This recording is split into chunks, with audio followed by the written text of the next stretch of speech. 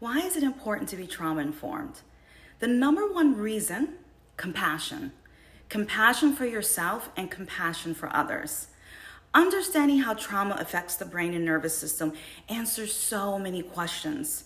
For example, if you freeze up in a situation that you thought you should have fought back in, then you could fall into a cycle of shame, wondering why you couldn't fight back. But it wasn't your fault that your nervous system went into a freeze response. So what happened?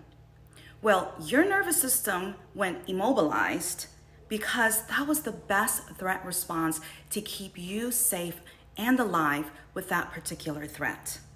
Threat responses are produced by the oldest part of our brain called the reptilian brain.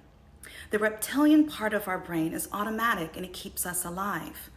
Also, there are so many different types of traumas. There is in utero trauma, pre-verbal trauma, accidents, medical and dental trauma, secondary trauma, trauma from witnessing horrific events, racialized trauma, and it's just to name a few. Which means most of us are dealing with unresolved trauma.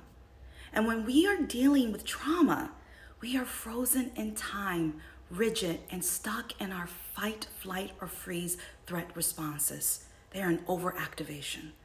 So how do we move out of these automatic responses that are controlling our lives?